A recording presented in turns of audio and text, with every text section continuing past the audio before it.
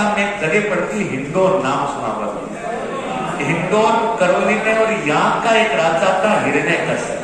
राजा का नाम था हिरण्यकश्यप। हिरण्यकश्यप का बेटे का नाम और बहन का नाम होलिका। होलिका रंग जेड ब्लैक टाइप का, काला कलूटा सा रंग में बोल सकता हूं। और एक बार इलोजी हिंदुन आए हुए थे। इलोजी को जब खूबसूरती को देखा, इलोजी बेहद खूबसूरत राजकुमार थे, तब होलिका इलोजी के पास आके पूछती है कि विल यू मैरी मी, क्या आप मुझसे विवाह करोगे? इलोजी ने हाथ जोड़े, बोला मेरे को कोई शादी वादी नहीं करनी। और इलोजी यहाँ से होलिका को इग्नोर करके चले जाते, लेकिन होलिका को ये बातें बहुत बुरी लगी और होलिका ने उसी समय प्रतिज्ञा ले ली कि कुछ भी हो जाए विवाह करूंगी तो इलोजी से करूंगी। लेकिन इलोजी से विवाह करे कैसे? इलोजी से विवाह करना है तो रूप निखारना पड़े, और रूप कैसे निकाले? कोई 19-20 का फर्क हो तो क्रीम पाउडर भी काम करे, लेकिन 12-21 का फर्क तो क्रीम पाउडर से भी क्लियर नहीं होने वाला है। इसलिए होलिका ने उसी समय ये प्रतिज्ञा ले ली कि मैं भगवान की तपस्या करूंगी। और होलिका ब्रह्मा जी और भगवान शंकर की तपस्या में लीन हो जाए, और भगवान होलिका के सामने प्रकट होते हैं। और भगवान ने कहा कि बता होलिका, इतने दिनों से तपस्या कर रही है, क्या चाहिए? होलिका ने कहा कि प्रभु कुछ नहीं चाहिए, बस एक आशीर्वाद देते हैं कि मैं इस पूरे जहां की, पूरे विश्व की सबसे खूबसूरत लड़की बन जाऊं। Miss universe. समझाया कि तपस्या में जाग तो कुछ नहीं रखना, लेकिन फिर भी होलिका ने कहा कि नहीं प्रभु। और भगवान ने कहा ठीक है, तुम आग में जाके बैठ जाओ, और आग में से जब निकलोगी तब विश्व की सबसे खूबसूरत राजकुमारी लड़की बन जाओ। होलिका ने कहा प्रभु आग में जाके बैठूंगी तो कहीं से कम काली में तो जल मेरा वरदान है, और तुम जाइए, जब तक तुम्हारा रंग नहीं बदल जाता तब तक तुम्हारे को अग्नि का कोई असर नहीं होता। और भगवान के कहे अनुसार होलिका आग में जाकर बैठती है, और आग में जाकर के वापस बाहर आती है तो जलती तो नहीं है, लेकिन रंग बदल जाता है। और होलिका अब विश्व की सबसे खूबसूरत राजकुमारी बनकर के आई है। और अब होलिका वापस इलोजी के पास जाती है, इलोजी को कहती है कि विल यू मैरी मी। इस बार इलोजी ने होलिका को देखा और बोला ओके नो प्रॉब्लम, यानी इलोजी अब होलिका से विवाह करने को क्या है, तैयार है। दोनों के विवाह की डेट फाइनल हो गई, और विवाह की डेट रखी गई चैत्र कृष्ण एकम। अपने पहले अंग्रेजी कैलेंडर, हिंदी कैलेंडर के अनुसार डेट रखी जाती थी। विवाह कब होना है? चैत्र कृष्ण। बाड़मेर से बारात आनी है, कहां पर आएगी? इंदौर। उस समय गाड़ी घोड़े होते नहीं थे, बारात में बैलगाड़ियों से, घोड़ों से आती थी। तो बारात उसी दिन रवाना होगी या 5-7 दिन पहले? 5-7 दिन पहले। उधर चैत्र कृष्ण एकम से 5-7 दिन पहले उधर इलोजी की बारात रवाना हो गई। इधर जैसे जैसे विवाह की डेट करीब आती जा रही है, होलिका के भाई का नाम है हिरण्यकश्यप, वो लगातार उदास होते जा रहा। और होलिका अपने भाई को नोटिस कर रही थी, रोज रोज उदास कैसे हो रहे हो। और शादी से 2-3 दिन पहले होलिका अपने भाई के पास जाती हुई कहती कि भैया क्या बात है, तुम इस रिश्ते से कुछ नहीं, अभी भी बता दो कुछ नहीं, अभी भी वक्त है, अभी भी कुछ नहीं मिला, अभी भी मना कर सकते हैं। मेरे लिए मेरे भाई का खुश रहना सबसे जरूरी था, बाकी सब चीजें बाद में। लेकिन अगर तुम्हें कोई दिक्कत है इस विवाह से तो बता सकते हो। तुम रोजाना शादी का तारीख करीब आता जा रहा, उदास होते जा रहे। हिरण्यकश्यप ने कहा कि नहीं लेना, ऐसी कोई बात नहीं, मैं उदास नहीं। होलिका ने कहा कि साफ पता लग रहा है, सब पता, क्या बात है बताइए। हिरण्यकश्यप ने अपने मन की बात ये है कि मैं प्रहलाद को मारना चाहता हूँ, और मैंने एक प्रतिज्ञा ले रखी है कि होलिका की शादी से पहले प्रहलाद को मारूंगा। लेकिन मैंने तमाम प्रयत्नों के बाद भी ये सफलता मुझे मिल नहीं रही, क्योंकि प्रहलाद विष्णु भगवान के सच्चे भक्त थे। और होलिका ने जब ये बातें सुनी तो होलिका ने कहा कि बस इतनी छोटी बात पर तनाव में आ रहे हैं, ये छोटी मोटी सुपारी अपनी बहन को दे दो, ये काम नहीं करवा दो। प्रहलाद को हिरण्यकश्यप ने पूछा कि तुम कैसे करवा दोगे?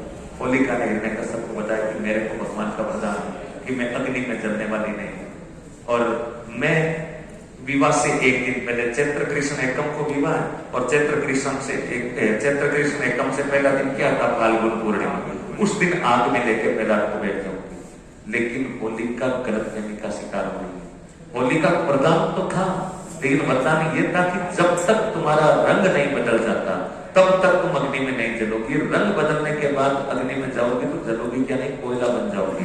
लेकिन होलिका गलतफहमी का शिकार हो रही थी, और गलतफहमी हो ही जाती है आदमी। और धीरे धीरे दिन करीब आए। कल चैत्र कृष्ण एकम को शादी होनी थी, उधर बारात पहुंचने वाली थी और एक दिन पहले फाल्गुन पूर्णिमा को होलिका अपनी गोद में प्रहलाद को लेकर आग में बैठ जाती है। भगवान विष्णु जी की असीम कृपा से प्रहलाद जी को बच जाते हैं और जलकर होलिका राख हो जाती है। होलिका के जलने और प्रहलाद के बचने की स्मृति में हम कौन सा फेस्टिवल सेलिब्रेट कर रहे हैं? अब होलिका जलकर राख हो गई।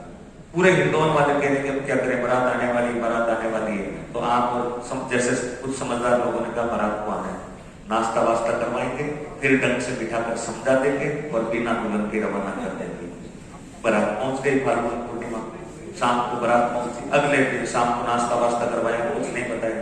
अगले दिन सुबह गांव के हिंदुओं के कुछ समझदार मौजूद लोग इलो जी के पास गए और इलो जी को जाके कहा कि ये बात है, इलो जी होलिका जल करके रात हो गई। और इलो जी को लगा के मजाक कर रहे थे, क्योंकि पहले ससुराल में दूल्हे से मजाक भी कर लेते थे। तो इलो जी ने भी यूं ही व्यंग्य कर दिया, बोला कि हो गए तो हो गए, कोई दिक्कत नहीं है, तो बाद में वापस जीवित हो जाएगी। फिर समझदार लोगों ने समझाया, 5-7 और समझदार लोग गए, बोला कि ये मजाक नहीं, ये सच है, होलिका जलकर रात हो गई। इलो जी ने फिर मजाक के समझा। इलो जी ने कहा कि कैसे हो गई, अभी तो इंस्टा पर लाइव आ रही थी आधे घंटे पहले। मजाक के अंदर उन्होंने किया। जब नहीं माने, घंटे 2 घंटे की समझाइश के बाद गांव के 15-20 और मौजूद समझदार लोग आए, इलो जी को समझाया। इलो जी ने कहा ठीक है मैं मान लूंगा, लेकिन मुझे वो स्थान दिखाया जाए जहां होलिका जलकर राख हुई थी और वो राख का ढेर है। लोगों ने कहा कि चलिए इलो जी को मान ले जाया गया जहां होलिका जलकर राख हुई थी, राख का ढेर था। इलो जी ने जब उस ढेर को देखा तो इलो जी समझ गए थे कि बात तो सही है, और इलो जी 1-2 मिनट तक उस ढेर के पास खड़े रहे। उसके बाद वो अपना आपा खो देते हैं और उस राख में लूटना शुरू कर देते हैं, राख उड़ाते हैं चारों तरफ, और उड़ाते एक ही बात कहते हैं कि होलिका तुम ऐसा कैसे कर सकती हो, मुझे छोड़कर कैसे जा सकती हो, और उस पूरे राख को उड़ाते हैं। राख को अपने राजस्थानी में धूल कहते हैं। क्या कहते हैं? धूल। और धूल से सब बना है धुलंडी। धूल से क्या बना? धुलंडी। होली के अगले दिन हम कौन सा फेस्टिवल मनाते हैं? धुलंडी। इसकी स्मृति में इलो जी, क्योंकि इलो जी उस दिन राख में उठे। राख को हम कहते हैं धूल, धूल से सब बना है धुलंडी।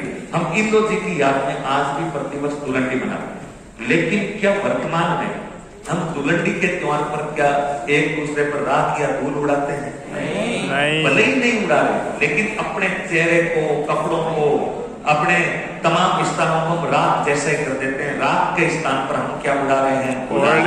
रंग। कई जगह तो यहाँ तक ऑयल भी उछाल दिया जाता है। अरे नाली में अपने गोबर तक कंडा मार होली तक चली जाता है। अरे नाली में सब होलियां हम पत्थर मार, अपनी कई होलियां आगे तुम्हारों में कहूंगा लट मार होलियां तक खेली जाती है।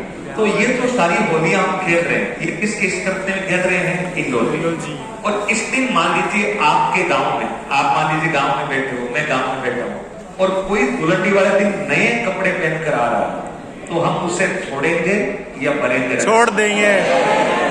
अब वो समर्थन करेगा, विरोध करेगा? विरोध। वो कह रहा कि नहीं ऐसा मत करो, लेकिन क्या हम उसकी इच्छा के विरुद्ध उसे छेड़छाड़ करेंगे या नहीं करेंगे? और तो जितना ज्यादा परेशान करके, मान लीजिए सुबह से कहीं छिपा हुआ बैठा है, तो उतना ही भारी भरकम डिमांड पर आने वाला है। या तो सुबह ही आ जाए कि नहीं मेरे को तो पूरी तो परेशान मत करना, लेकिन कोई छिप करके बैठा है, नए कपड़े हैं, तो हम उसकी इच्छा के विरुद्ध छेड़खानी करते हुए उसको रंग से बदलते हैं। मान लीजिए अपन गांव में बैठे थे, 4 लड़कियां गुजर रही थी और मैंने रंग की बाल्टी उनके ऊपर उछाल दी, और क्या वो पूरा मानेगी या नहीं मानेगी? मानेगी। कोई क्लास से निकला, मैंने बाल्टी उछाल दी, क्या कोई पूरा मानेगी? मानेगी। तो केवल इतना ही कहना होली है भाई, होली है, बुरा न मानो होली है। फिर भी जबरदस्ती रंग गुलाल उछाल के छेड़खानी की जा रही है या नहीं की जा रही? और ये छेड़खानी करवाई कौन करवा रहे हैं? इलो जी। इसका मतलब छेड़छाड़ का लोक देवता इलो जी और छेड़छाड़ का त्योहार धुलंडी। छेड़छाड़ धुलंडी वाले दिन इलो जी करवा रहे हैं या रुकवा रहे हैं? करवा रहे हैं। छेड़छाड़ का देवता और किसका लोक देवता? हमारे इलो जी की शादी कंप्लीट हुई थी या वापस आ गए थे? वापस। इसका मतलब कौन से लोक देवता कहलाए? हमारे। तो लिख लो फटाफट इलो जी में। पहला देखिए मूल नाम छोटू राम, मूल नाम